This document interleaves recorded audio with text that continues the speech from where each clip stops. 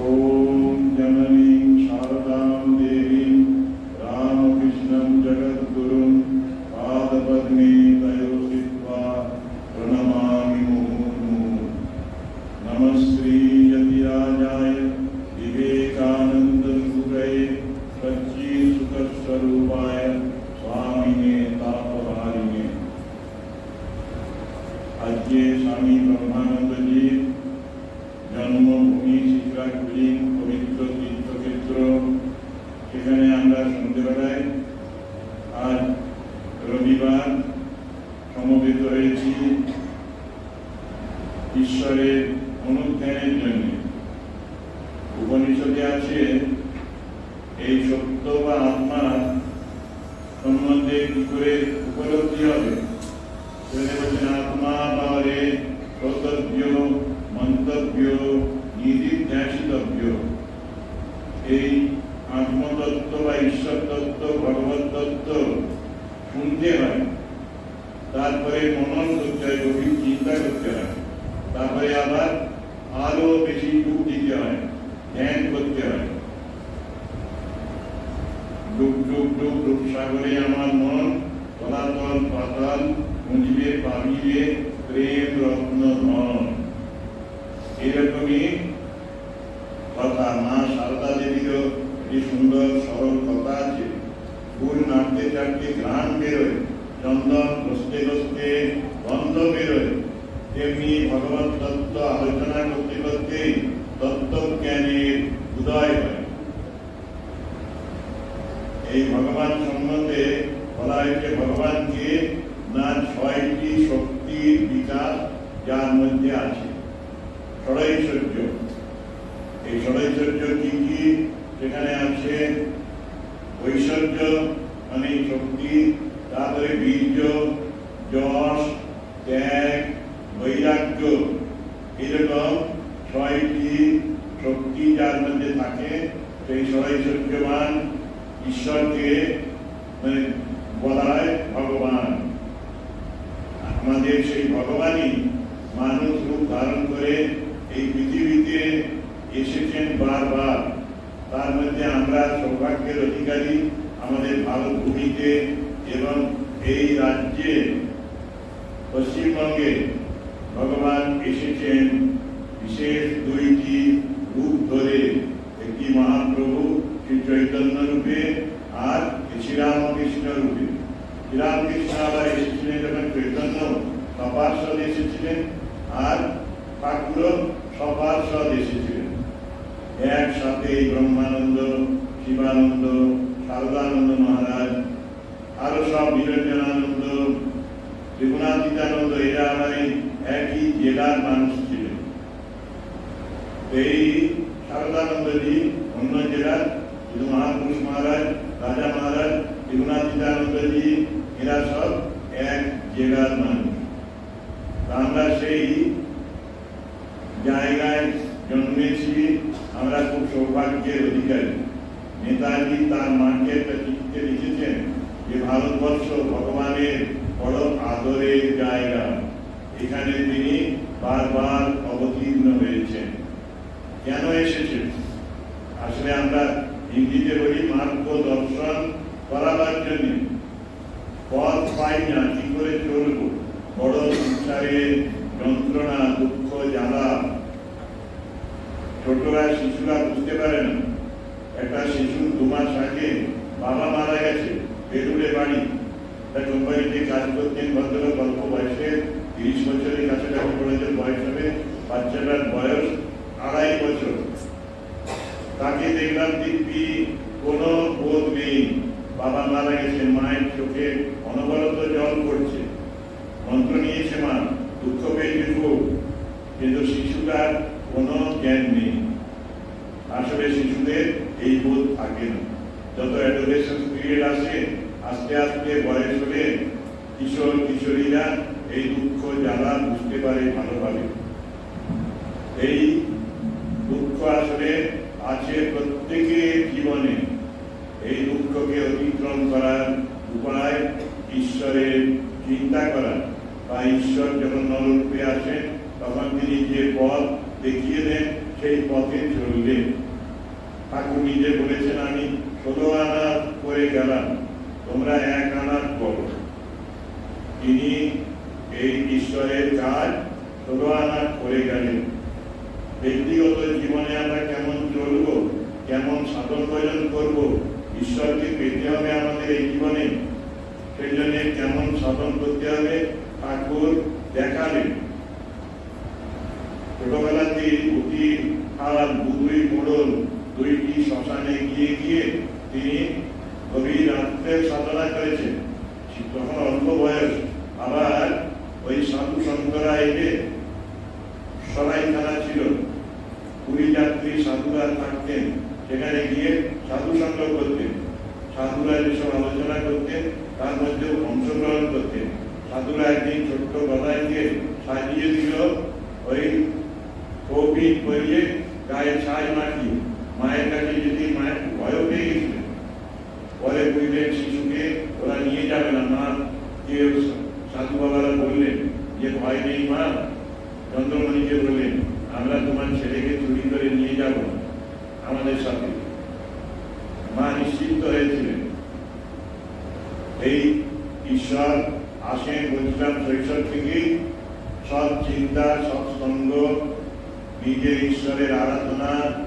তিনি নিজে পরে কলকাতায় এলেন, তারপরে মাটির মূর্তি করে পুজো করছেন। সেই সময় মথুরামন তার তৈরি মূর্তি দেখেই আশ্চর্য হয়ে গেছে, ভাবছেন এত সুন্দর শিল্পী আর কি সুন্দর গান গায় মায়ে, একে আমাদের পূজারি করলে ভালো হয়। তার বড় ভাই রামকুমার পূজায় বেড়েছেন। রামকুমারেরও 1 বছরের মধ্যে মৃত্যু হলো। তারপরে মন্দিরে পুজো করলেন, ব্যাকুল ভাবে মা মা করে কাঁদতে লাগলেন।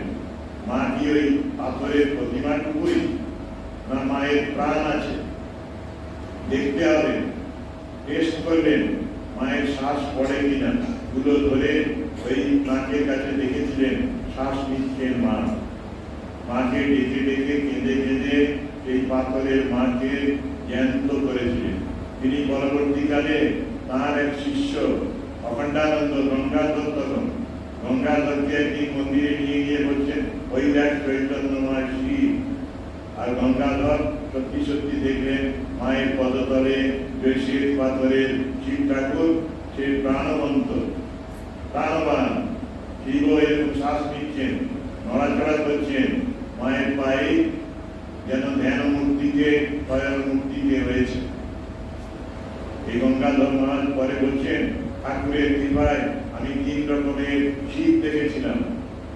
ঠাকুর বলে গিয়েছিলেন তার দেহত্যাগের আগে, যদি ভগবান বা ঈশ্বরের ধারণা করতে হয় তাহলে সাগর দেখতে হবে, সমুদ্র আর হিমালয়।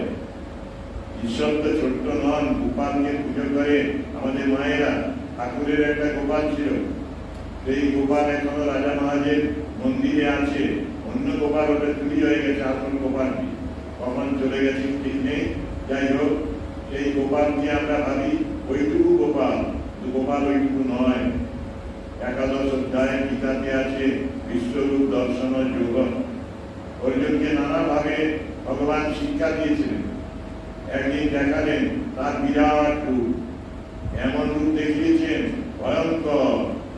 তারা দিয়ে সব বড় বড় মহারথী, রথী, হাতি, ঘোড়া সব চিবিয়ে খাচ্ছে। বিশাল বদন, আগুনের মতো চেহারা।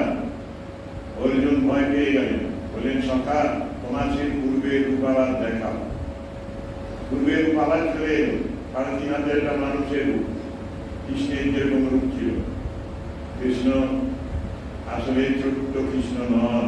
কৃষ্ণকে আরেকবার দুর্যোধন বেঁধে রাখতে চেয়েছিলেন। যুদ্ধের প্রস্তাব নিয়ে এলেন যখন, শান্তি প্রস্তাব, যুদ্ধ করো না দুর্যোধন, 2 পক্ষেরই ক্ষতি হবে আর তোমার পরাজয় ঘটবে নিশ্চয়ই। এইসব শুনে দুর্যোধনের মাথা গরম হয়ে গেছিল। সবাইকে বলে রেখে অ্যারেস্ট করাও, বন্দি করো। বন্দি করতে পারেননি। তখনও বিশ্বরূপের মতোই দর্শন হলো যে ভগবানকে বাঁধা যায় না। দড়ি দিয়ে বাঁধবে কি? ছোটবেলায় ভগবান কৃষ্ণকে তার মাও বাঁধার চেষ্টা করেছিলেন, কোন দড়ি দিয়ে পারেন। কৃষ্ণ যদি নিজে না ধরা দেন কে ধরবে? হনুমানজির কাহিনী আছে, অষ্টমের যজ্ঞে ঘোড়া ধরেছিলেন লবকুশ, সবাই এলেন, যুদ্ধ হল, যুদ্ধে পরাজিত হলেন। যখন হনুমানজি এলেন, এসে চোখ চেয়ে দেখলেন, ধ্যান করলেন, দেখলেন এত বীর, এত বীর্য, এত শক্তি, এ আমার প্রভুর সন্তান ছাড়া কেউ নয়, এদের সাথে যুদ্ধ করবো। যুদ্ধ করলেন না, সারেন্ডার করলেন, পরাজিত হলেন। হনুমানজিকে বেঁধে রাখলো, ওদের খুব অহংকার হলো, সবাইকে হারিয়েছে।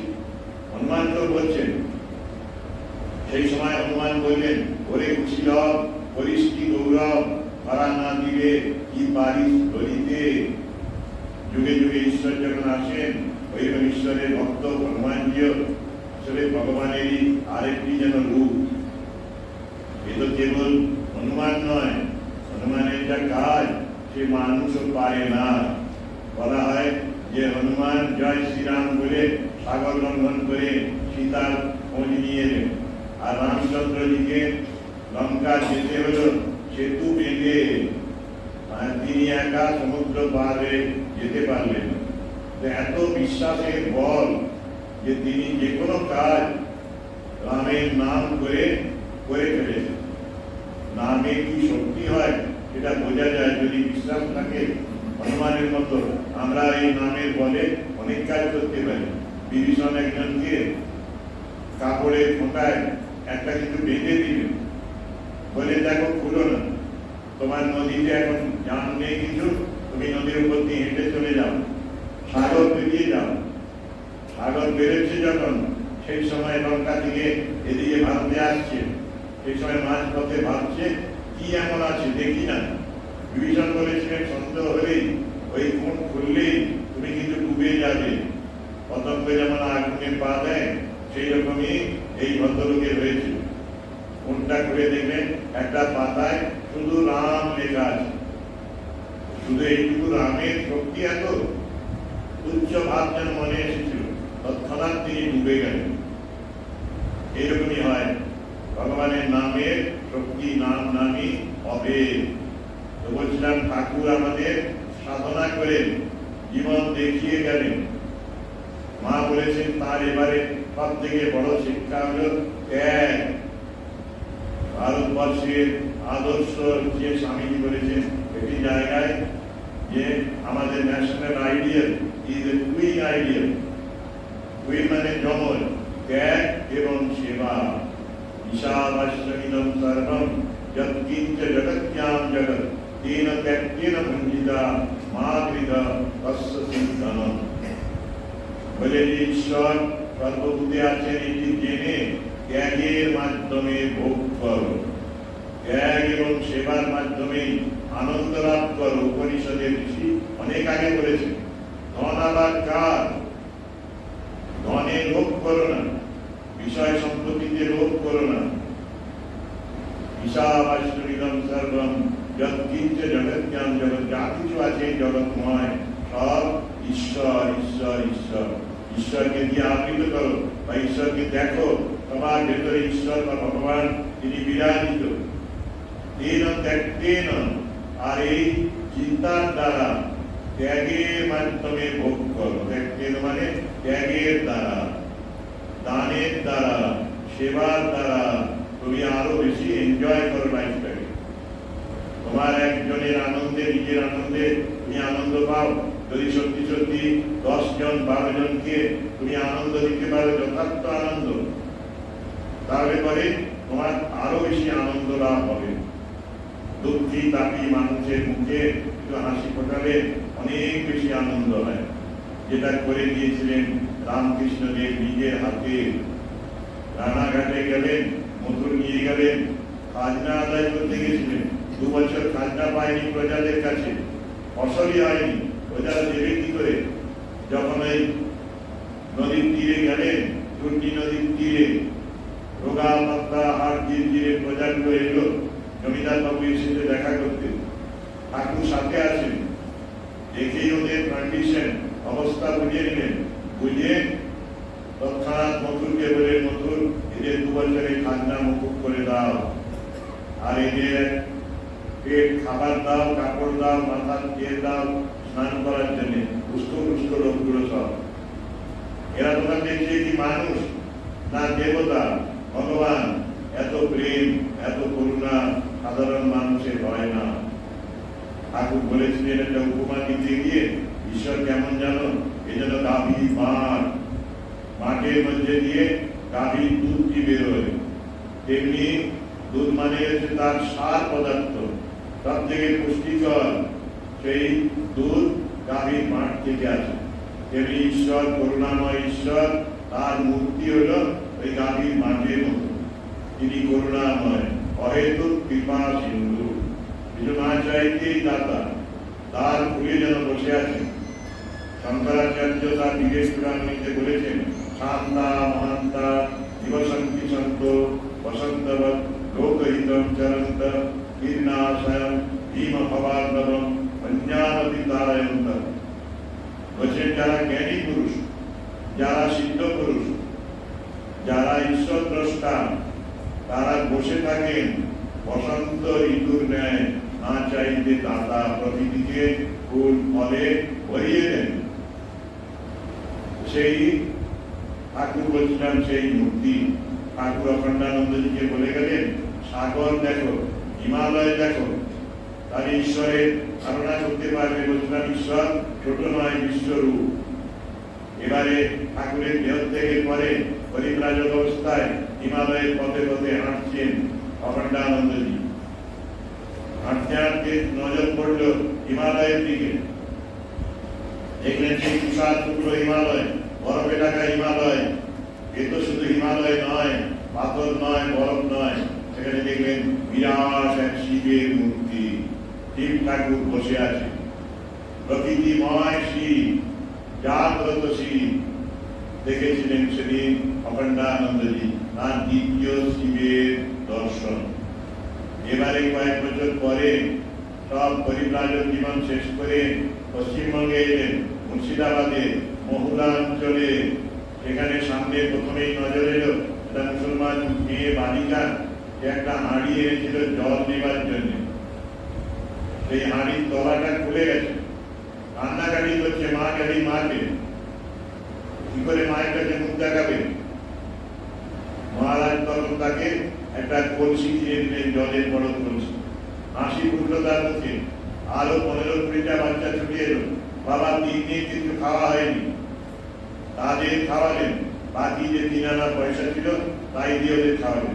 এখন কিছু নেই, কি করবেন? চলে যাবেন? ঠাকুর কিছু তাকে যেতে দেননি। বলে এখানে আমি আবার শিব দর্শন করলাম। দুর্ভিক্ষ পীড়িত মানুষের মধ্যে শিব, হিমালয়ের মধ্যে বা প্রকৃতির মধ্যে শিব, আর মায়ের পদতলে যে শিব মূর্তি, তার মধ্যে চৈতন্যময় শিব। সত্যি ঈশ্বর তিনি সর্বত্র বিরাজিত। ঠাকুর একদিন বলছেন, আমি আগে চোখ বন্ধ করে ধ্যান করতাম, ইচ্ছে হলে চোখ খুলে ধ্যান করি, তারপরে দেখলাম আমার ইষ্ট দেবতা তিনি সর্বত্র বিরাজিত। চোখ খুললে তিনি আছেন, চোখ বন্ধ করলে তিনি আছেন, আর চোখ খুললে নেই তা নয়। চোখ বন্ধ করে যাকে তুমি ভেতরে দেখো, তিনি সর্বরূপে আছেন। ব্রহ্মহতে কীট পরমাণু, সর্বভূতে সেই প্রেমময়। মন প্রাণ শরীর অর্পণ করো সখে, এসবার পায় গৌরূপে সন্মুখে তোমার। কারিত তার নিজ ঈশ্বর, জীবে প্রেম করে যেই জন, সেই জন সেবিকে ঈশ্বর। ভগবান তিনি এইভাবে সর্বত্র বিরাজিত, সবার মধ্যে আছেন। তিনি পিতার মধ্যে আছেন, মাতার মধ্যে আছেন, আত্মীয় স্বজনের মধ্যে আছেন, অতিথি, গুরুদেব, আচার্য, শিক্ষক শিক্ষিকা, দরিদ্র, মূর্খ সকলের মধ্যে। পিতৃদেব ভব, মাতৃদেব ভব, অতিথি দেব ভব, আচার্য দেব ভব। আমি জ্ঞান করলেন দরিদ্র দেব ভব, মূর্খ দেব ভব। অল ইনক্লুসিভ বলি, সকলকে নিয়ে। কোথাও তিনি নেই এমন জায়গাটি নেই। আমাদের এক সন্ন্যাসী আমেরিকায় ছিলেন, মা সারদা দেবীর সন্তান শিষ্য। তিনি তার অ্যাসিস্ট্যান্ট শান্তরূপানন্দ। বিশ্বনাথ মহারাজকে বলছেন, বিশ্বনাথ দেখতে পাচ্ছ ওই যে গাছের উপরে দেখো ঠাকুর বসে আছেন, বাকিটার মধ্যে দেখো তিনি বসে আছেন। ওই যে গোলাপ ফুলটি তার মধ্যে তিনি বসে আছেন, পাতাটি দেখো বড় পাতা একটি, তার মধ্যে ঠাকুর বসে আছেন। যেদিকে চোখ মেলি সেদিকেই দেখি রামকৃষ্ণ মূর্তি। বৈষ্ণবেরা বলেন যত্র যত্র নৃত্য করে তত্র তত্র কৃষ্ণ স্ফুরে। রামকৃষ্ণ ভক্ত অশেষানন্দ মহারাজ তিনি দেখছেন যেখানে তাকায় সেখানে রামকৃষ্ণদেব। তিনি পুরুষের মধ্যে আছেন, নারীর মধ্যে আছেন, তিনি কুমারের মধ্যে আছেন, তিনি কুমারীদের মধ্যে আছেন, তিনি বৃদ্ধ বৃদ্ধা প্রতিবন্ধী কানা ঘোড়া যাদের বলি সবার মধ্যে আছেন। যত প্রতিবন্ধী শিশু প্রত্যেকের ভেতরে এই এক ঈশ্বর আছে। এক ভদ্র মহিলার আমাদের ভক্ত পরিবারে তার সেরিব্রাল পলসি হয়েছিল, তার ছেলে এখন হয়তো মৃতপ্রায়। তার খুব কষ্ট হচ্ছিল। সে সময় প্রভানন্দ মহারাজ ওদের পরিচিত। প্রভানন্দ মহারাজ বলছেন, মা মৌসুমী, তুমি ভাবো ঠাকুর এসেছেন তোমার সন্তান রূপে, তোমার সেবা নিতে। ওএনজিসি বড় অফিসার ছিলেন, আমি দেখেছিলাম চিফ ইঞ্জিনিয়ার। তো সেই ভদ্রলোক ওই আর তার স্ত্রী মহারাজের পরিচিত এই পরিবার ভাবতে শুরু করলেন যে ওই ছোট্ট শিশুটি যে সেরিব্রাল পলসি নিয়ে এসেছে সে ঠাকুরেরই একটি মূর্তি। দেবতার মতো সেবা করতে ওরা কোনোদিন ভাবেনি বোঝা।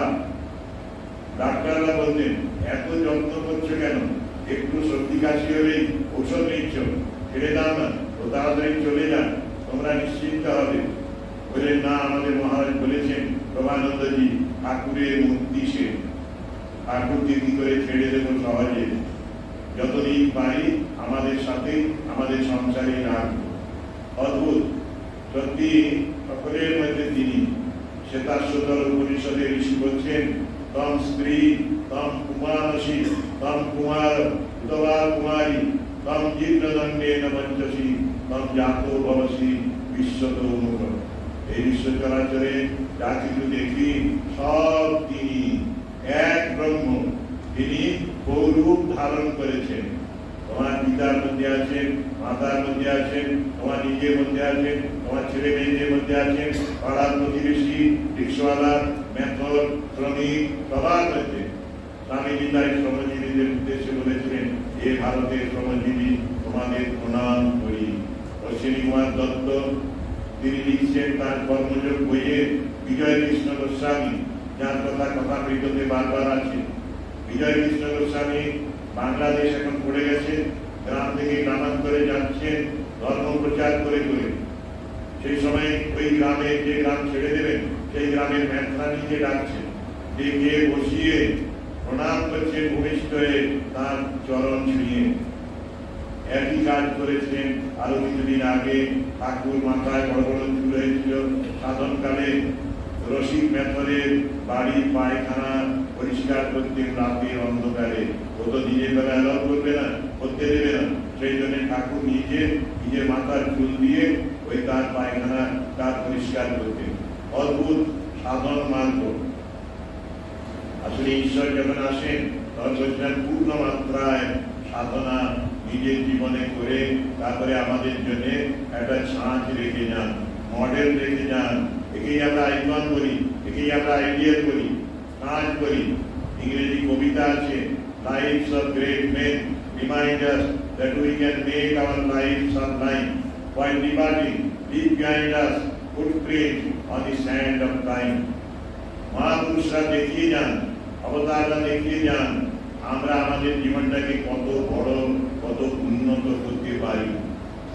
তাদের তো চলে যেতে হয়, পঞ্চভূতের ফাঁদে জন্ম করে কাঁদে, সেই রকম মানুষের শরীর ধারণ করেছেন, একটা আয়ুষ্কাল শেষ হলে তারা চলে যান, কিন্তু রেখে যান তাদের পদচিহ্ন, তাদের জীবন ও বাণী, যাকে অবলম্বন করে মানুষ এগিয়ে যেতে পারবে সামনের দিকে।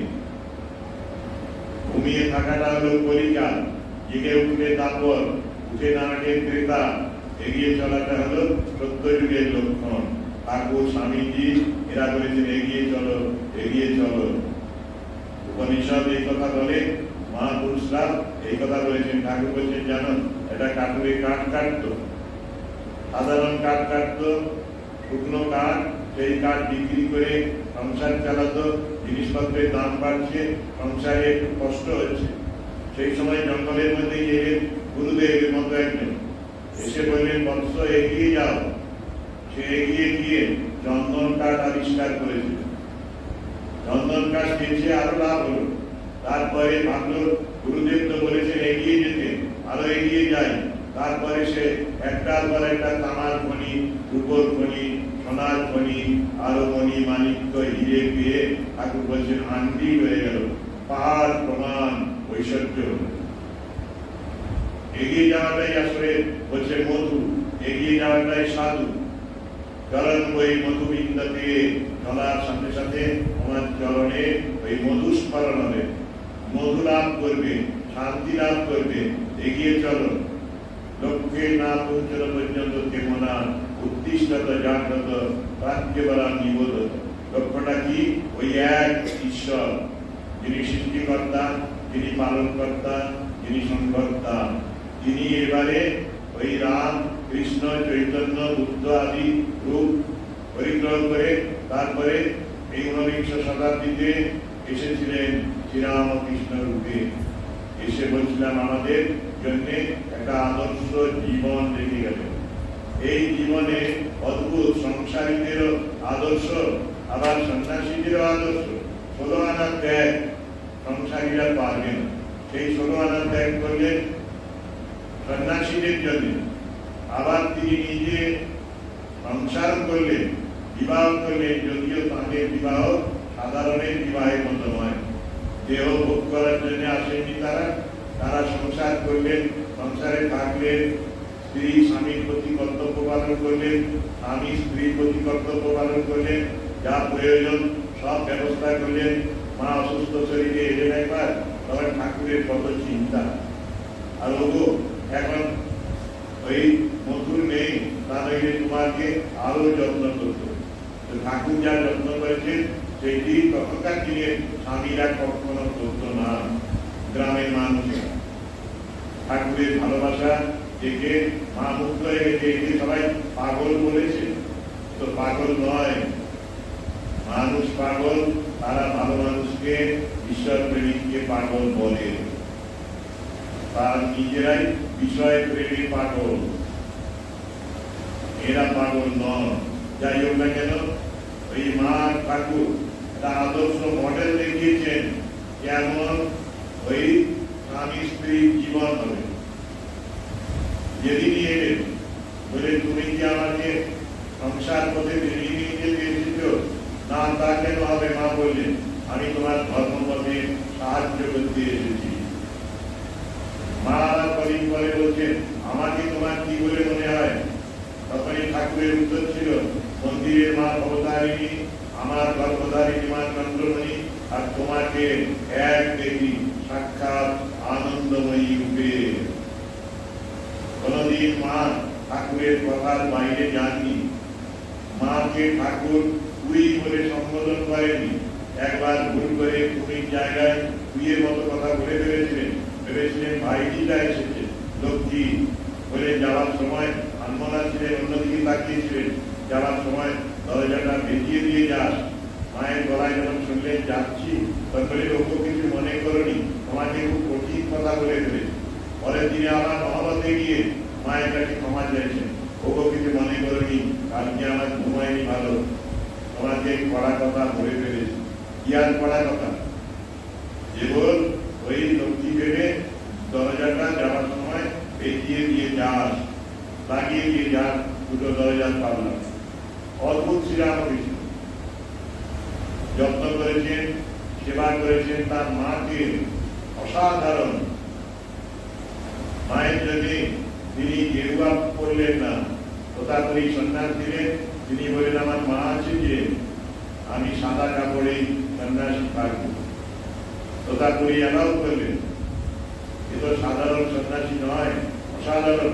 ভগবান নিজে মানুষকে পথ দেখাবার জন্য ওই সব মতে সাধন করবেন। সেই জন্য সন্ন্যাসী হলেন, কিন্তু গেরুয়াটা নিলেন না। গেরুয়া না নিয়েও, গেরুয়া যারা পেল পরে উনি গেরুয়া দিলেন ঠাকুর তার সন্তানদের। এক সন্তান বুড়ো গোপাল দাস, যে তার দোকান ছিল দশকর্মার মতো, সেই দোকানের মালিক ঠাকুরের থেকে বয়সে বড় একটু, তিনি প্রত্যেক বছর গঙ্গাসাগর যাত্রীদের গেরুয়া কাপড় দিতেন, চন্দন দিতেন, মালা দিতেন। ঠাকুর বলেন এবারে আমার ছেলেদের দেন, নরেশ, রাখাল, তারক, শশী এদের কাপড় দেওয়া হল। এইভাবেই ঠাকুর তার সন্তানদের ত্যাগের জীবনে যেমন উৎসাহ দিয়েছেন, আবার বলছিলাম গৃহস্থদের উৎসাহ দিয়েছেন যেমন করে স্ত্রীর সাথে ব্যবহার করতে হবে।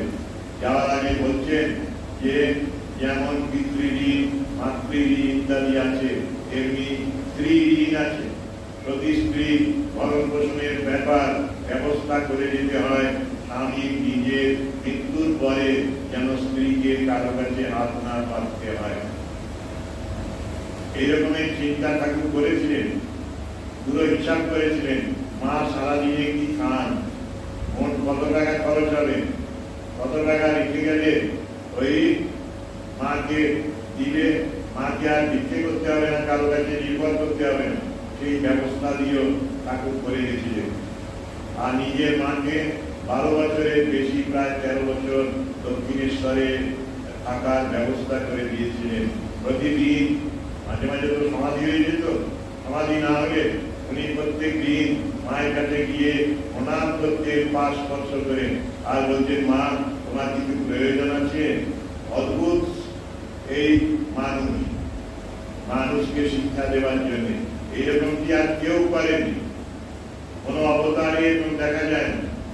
সেই জন্য স্বামীজি নানা কারণে বললেন অবতার বহিষ্কায় আপকায় ধর্মস্য, যে ধর্ম আমরা আরতে বসেছিলাম পাশ্চাত্য অনুকরণের মাধ্যমে, সেই ধর্ম তিনি আবার স্থাপন করলেন, পুনঃস্থাপন করলেন। সর্বধর্ম স্বরূপ তিনি আবার সব ধর্মের স্বরূপ। তিনি নিজে ওই শাক্ত, বৈষ্ণব, সৌর, গানবদ্ধ বলি, রামায়ণ সম্প্রদায় বলি, সব সম্প্রদায়ের মত এবং পথের যা নির্দেশ আছে সেই মতো চলে সাধন করে লক্ষ্যে পৌঁছেছেন। আবার বেদান্ত মতে তোতাপুরীর কাছে শিক্ষা নিয়ে, সন্ন্যাস নিয়ে, মহাবাক্য স্মরণ করে তিনি কিন্তু সেই বৈদিক ধর্মের আদর্শ লক্ষ্য তিনি অনুভব করলেন।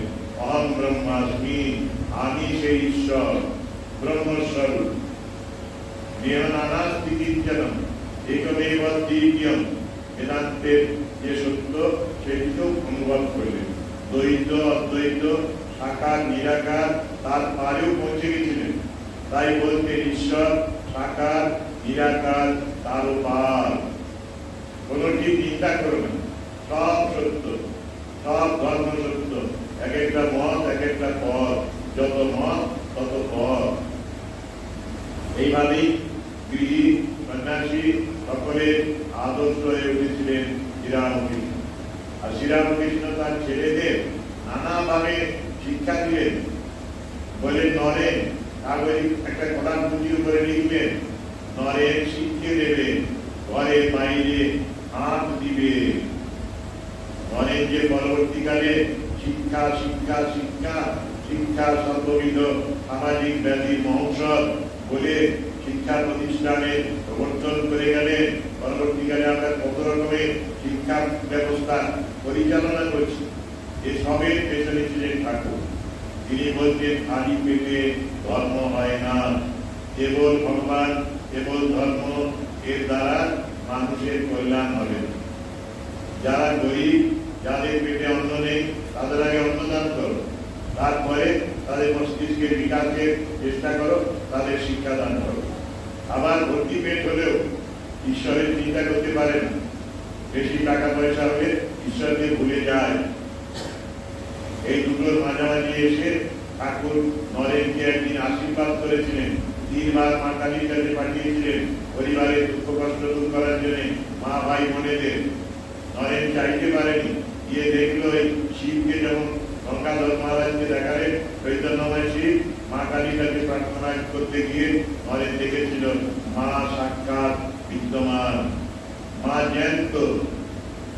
এই মায়ের কাছে চাল কুমড়ো চাইব, কাঁচ চাইব, কাঁচের টুকরো চাইবো, সোনা চাইবো, টাকা চাইবো না। মা আমায় জ্ঞান দাও, ভক্তি দাও, বিবেক দাও, বৈরাগ্য দাও। তিনবার ঠাকুর পাঠালেন, পারলেন।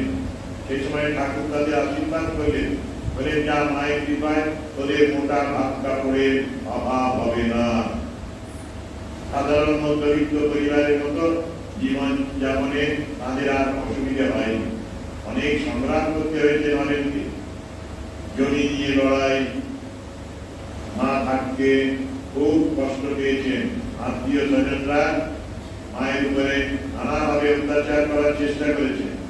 নরেন সব সহ্য করেছেন, আইনি লড়াইও করেছেন।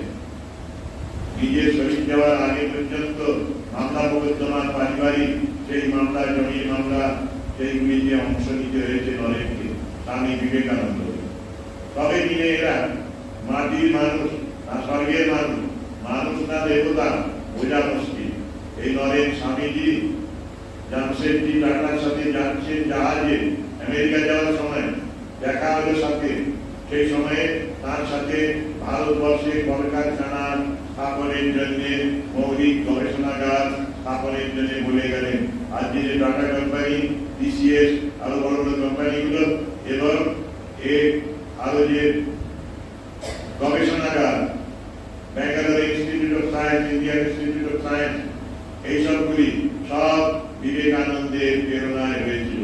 পরে এগুলিকে বাস্তবে উদ্ধারের ক্ষেত্রে বাধা হলেন সিস্টার নিবেদিতাও নেমেছিলেন কাজে। আর এর পেছনে শ্রীরামকৃষ্ণ। আরো পেছনে যদি যাও, আমরা যাই পাবো মা কালী। মা কালী দেখা দিয়েছিলেন ওই রানী রাসমণি এবং তার পরিবারকে, যখন ওরা অনেকগুলো নৌকো সাজিয়ে, বাচ্চা সাজিয়ে যাচ্ছেন কাশী ধামে বিশ্বনাথ অন্নপূর্ণা দর্শনে। দৈববাণী হলো কাশী যেতে হবে না, এখানেই মন্দির প্রতিষ্ঠা করা না, এখানেই আমি ভোগরাগ নেব, সেবা নেব। অনেক কষ্ট করে মন্দির হলো, সেবা কেন্দ্র হলো। তারপরে কেউ পূজারি হবে না। রামকুমার চট্টোপাধ্যায় ঠাকুরের দাদাই একমাত্র রাজি হলেন। এসব ডিভাইন প্ল্যান, তৈরি পরিকল্পনা এবং মায়ের ইচ্ছায় মায়ের পূজারি হলেন ঠাকুর। তারপরে সাধনা, মা কি সত্য না পাথরের প্রতিমা মাত্র। শেষে কাঁদতে কাঁদতে নিজে আত্মহত্যা করতে গেলেন মায়ের দর্শনের জন্য। শেষ পর্যন্ত মায়ের দেখা পেয়ে তিনি ধন্য হলেন। আমাদের জন্য আসলে একটা এক্সাম্পল দেখিয়ে গেলেন, উদাহরণ দেখিয়ে গেলেন কেমন জীবন যাপন করতে হয়, কতটা ব্যাকুল হলে মানুষ ঈশ্বরকে লাভ করে। তারপরে আমাদের জন্য উপনিষদের মধ্যে বাণী দিয়ে গেলেন, মাটির প্রতিমায় তার পুজো হয়, রক্ত মাংসের শরীরে হয় না। শালগ্রাম শিলার থেকে বড় নরনারায়ণ আমাদের স্বামীজির গুরু ভাই ঠাকুরের সন্তান বাবুরাম মহারাজ গেলেন মালদায়। স্বামীজির দেহত্যাগের আরো কয়েক বছর পরে, প্রায় 10 বছর পরে, সেখানে পুরাতন মালদা শহরে কালাচাঁদ স্কুল আছে, তার মাঠে তিনি বক্তৃতা দিলেন। অনেক মানুষের ঠাকুরের সন্তান, নাম প্রেমানন্দ, তখন গৌরবঙ্গ, বৈষ্ণবদের জায়গা, তুলসীধারী, গলায় কণ্ঠি, মাথায় তিলক, এই নিয়ে বৈষ্ণব বাবাজিরা এসেছেন, বৈষ্ণব ভক্তরা এসেছেন। সবাই শুনবেন প্রেমানন্দের কাহিনী, মুখে কথা, ধর্মকথা। তিনি কিন্তু সেদিন যোগ দিলেন, স্বাধীনতার আগে তো পরাধীন ভারতবর্ষ, যোগ দিলেন কর্মের উপরে। কর্ম কর্ম কর্ম, আর कुछ मानता नहीं। श्रद्धावान हो, बीर्यवान हो, आत्मज्ञान लाभ कर, आत्महृदय जीवन पाठ कर। এই আমার ইচ্ছা ও আশীর্বাদ স্বামী বিবেকানন্দ বলে গেছিলেন। নানাভাবে তিনি কর্মযোগের কথা বলেছেন, যে কর্মযোগের কথা গীতাতেও আছে। কর্মণ্যেবাধিকারস্তে মা ফলেষু কদাচন। কর্মে তোমার অধিকার, ফলে নয়। ঈশ্বর প্রিত্যর্থে তুমি কর্ম করবে, কর্মের মাধ্যমে তুমি মুক্তি লাভ করবে। এইসব কথা শুনে বৈষ্ণবরা খুশি হলেন, বলে মহারাজ আপনার নাম প্রেমানন্দ, আপনি রামকৃষ্ণ পরমহংসের চেহারা, আপনি কেবল কাজের কথা বললেন, একটু প্রেম ভক্তির কথা বলবেন না? বলে শুনবেন প্রেম ভক্তির কথা। কি আছেন প্রেম ভক্তির অধিকারী? শুনুন, একটা হকার ফেরিওয়ালা এসেছিল, মাথায় বড় ঝুড়ি, ঝুড়ি ভর্তি কয়েকটা কলসি, কলসি ভর্তি ছিল প্রেম। এঁকে এঁকে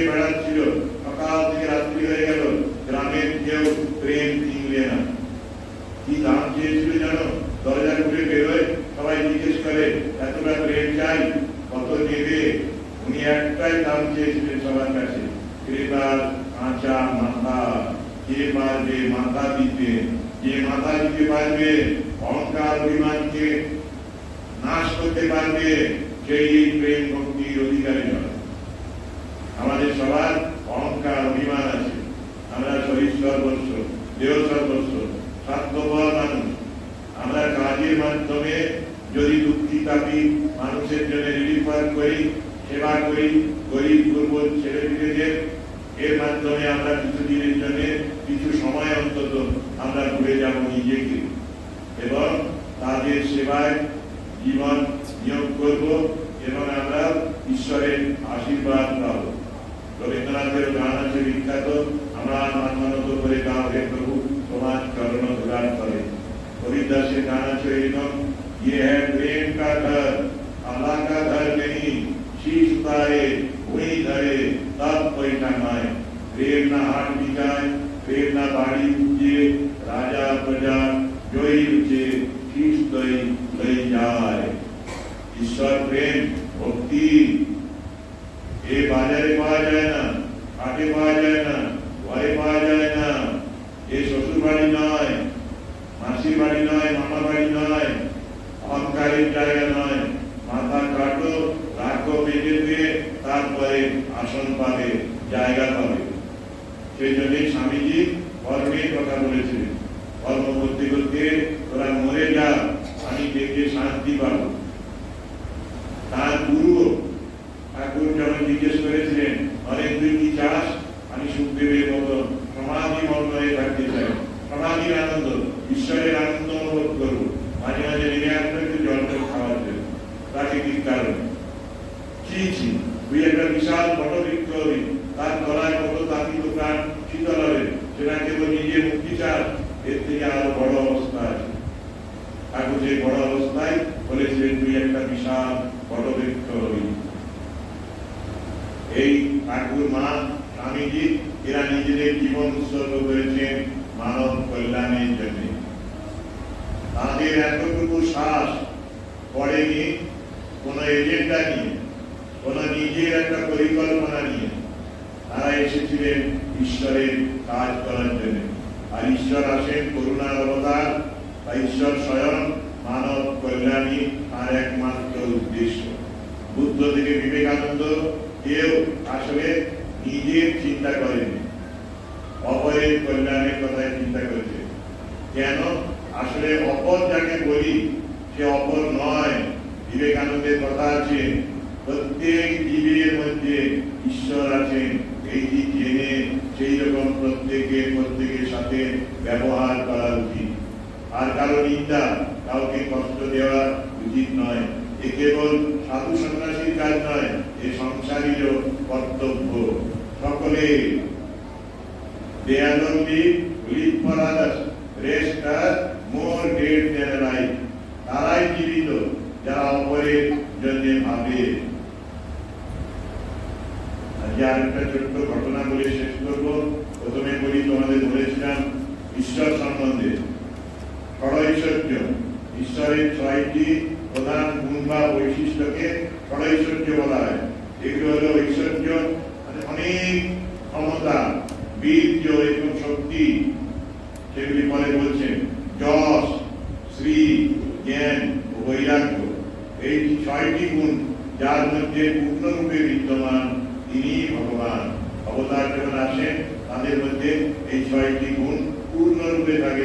নাম্বার দিলে 100 পাবেন তারা। ঐশ্বর্য, ঐশ্বর্য মানে সম্পদ বা আধিপত্য। এটি ঈশ্বরের সর্বব্যাপী শক্তি এবং নিয়ন্ত্রণকে বোঝায়। বীর্য, বীর্য মানে শক্তি বা পরাক্রম। এটি ঈশ্বরের শারীরিক ও মানসিক শক্তি এবং সাহসকে নির্দেশ করে। এই লোকটি বীর্যবান মানে হলো সে সাহসী, সে শারীরিক মানসিক ভাবে শক্তিমান এবং সাহস আছে তার। ঈশ্বরের 16 আনা এগুলি আছে। যশ, যশ মানে খ্যাতি বা গৌরব, ঈশ্বরের সম্মান এবং শ্রদ্ধার চিহ্ন হল তার যশ। শ্রী মানে সৌন্দর্য, সমৃদ্ধি বা উজ্জ্বলতা। এটি ঈশ্বরের ঐশ্বরিক সৌন্দর্য এবং আকর্ষণকে বোঝায়। তাকে যথার্থ শ্রী বলে।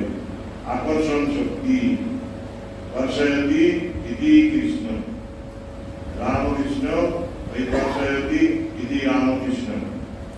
জ্ঞান, জ্ঞান মানে সর্বজ্ঞান বা প্রজ্ঞা,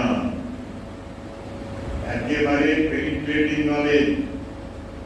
বাইরে লোকটাকে দেখে আমরা ধারণা করি উনি একবারে ভেতরটা দেখতে পান। প্রজ্ঞা, প্রকৃষ্ট জ্ঞান, সর্বজ্ঞান, সব বিষয়ে জ্ঞান। এটি ঈশ্বরের সর্বব্যাপী জ্ঞান এবং বোধগম্যতা। তিনি যেমন বুঝতে পারেন তেমনি আর কেউ বুঝতে পারে না। অবতার রূপে যখন এসেছিলেন ঠিক এইরকমের ঘটনাগুলো ঘটেছে। এই ঐশ্বর্যগুলো, এই গুণগুলো তাদের মধ্যে ছিল। বৈরাগ্য, বৈরাগ্য মানে ত্যাগ বা নির্লিপ্ততা।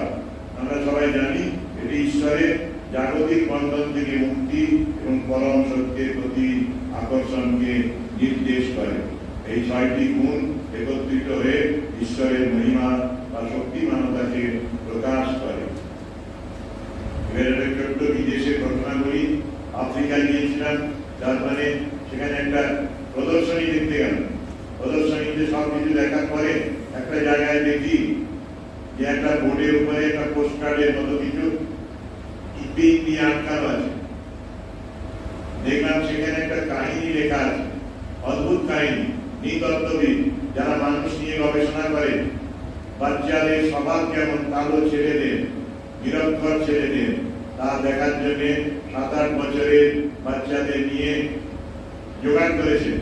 একটা লাইন টেনেছেন সাদা, স্পোর্টসের মাঠের মতো একটি জায়গায়। সবাইকে লাইনের এক ধারে দাঁড় করিয়ে সামনে দেখাচ্ছেন, ওই দেখো 100 মিটার দূরে একটা বড় বাস্কেট আছে, ঝুড়ি, তাতে ভর্তি আছে খুব মিষ্টি মূল্যবান মিষ্টান্ন। রেডি স্টেডি গো বলবো, তখন তোমরা ছুটতে শুরু করবে, রান দেবে। যে প্রথম পৌঁছবে সে পুরো ঝুড়িটা পাবে, সব মিষ্টিগুলি তোমার হয়ে যাবে। এবারে রেডি স্টেডি গো বললেন, উনি একটা অদ্ভুত ঘটনা লক্ষ্য করলেন। কেউ একা গেল না, সবাই রুমের চেক করে হাত ধরাধরি করে একত্রে ছুটতে লাগলো। একত্রে পৌঁছলো, এই বড় ঝুড়িটার চারদিকে দাঁড়ালো, দাঁড়িয়ে লাফিয়ে লাফিয়ে একটা করে মিষ্টি খায় আর নাচ করে, হা হা করে নাচতে থাকে। উনি সব হয়ে যাওয়ার পরে ক্যাম্প ফায়ারের মতো যেন হলো। তারপরে বললেন, তোমরা আমার কথা কেন ফলো করলে না, শুনলে না কেন, অনুসরণ করলে না কেন? তখন ওরা একটা শব্দ বললো, উবুন্টু। উবুন্টু মানে কি? হোয়াট ডাজ উবুন্টু মিন? তখন এই ছেলেরা বলল যে how one can be happy when others are sad। কি করে একজন সুখী হয় যখন অন্যেরা দুঃখে থাকে? ঠাকুর বলেছেন এই নিয়ে খুব মজার কথা, আজকে অবাক হয়ে যাবে, কত প্র্যাকটিক্যাল ছিলেন। মেয়ের বিয়েতে তখন তো কম খরচ হতো, বলছে 1000 টাকা খরচ করেছে, এখন আমরা বলবো লাখ লাখ টাকা খরচ করেছে। মেয়ের বিয়েতে 1000 টাকা খরচ করেছে, পাশের বাড়ির লোক থেকে পায় না। এই বাচ্চাগুলো কিন্তু সেই চরিত্রের নয়। এরা বললো how one can be happy when others are sad। একজন কি করে সুখী হয় যদি অপরেরা দুঃখী হয়? আমি যদি একা মিষ্টি ঝুড়ি যান আমার বাড়ি নিয়ে যেতাম, এরা না পেত, দুঃখ হতো এদের। তারপরে বললেন I am because we are. আমি বেঁচে আছি কারণ আমরা আছে বলে, তোমরা আছো বলে। সকলে না থাকলে একজন কোনদিন একা থাকতে পারে না এই পৃথিবী নামক গ্রহটিতে। সেই জন্য উনি পরে লিখছেন লাস্ট লাইনে, ভদ্রলোক, দিস ইজ মাই এক্সপেরিয়েন্স।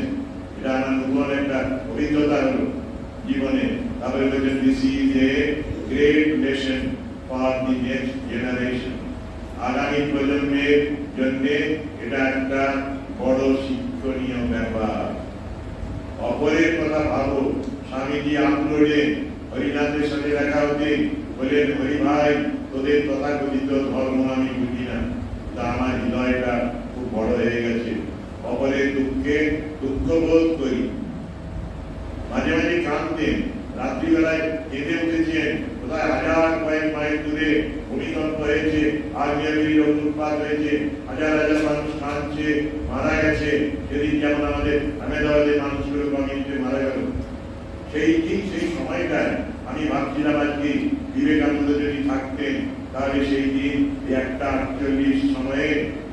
যোগ থেকে উঠতেন এবং আমরা বলতাম বিজ্ঞান মহারাজ বা কেউ আছেন বলছে নরেন্দ্রের পাগল হয়ে গেছে।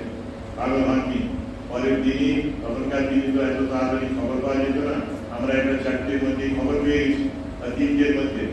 আর তখন পরের দিনে খবর পাওয়া গেল যে বিজির কাছে একটা দ্বীপে ওই রকম ভূমিকম্প হয়েছে, এটা কিন্তু আগ্নেয়গিরি অগ্নুৎপাত হয়েছে। বিবেকানন্দ সেদিন তার ওইরকম একটা স্কেল ছিল, রিক্টার স্কেলে ভূমিকম্প তিনি অনুভব করতে পেরেছিলেন। বিবেকানন্দ মহাপ্রাণ, রামকৃষ্ণ মহাপ্রাণ, মা শারদা মহাপ্রাণতার উদাহরণ। আমরা সেই তাঁদের আশ্রয়ে আসতে পেরে ধন্য হয়েছি। এবার আমি একটা প্রার্থনা করি, তোমরা মনে মনে ভাববে, অসৎ হইতে মোরে সৎ পথে নাও, জ্ঞানের আলোক জেলে আধার ঘুচাও, মরণের ভয় যান অমর কর, দেখা দিয়ে রামকৃষ্ণ শঙ্কা হর, করুণা আশিস রুদ্র শিরে, চিরদিন থাকো মোর জীবন তীরে, জড়িয়া পড়ুক শান্তি চরাচরময় চির শান্তি পরিমলে।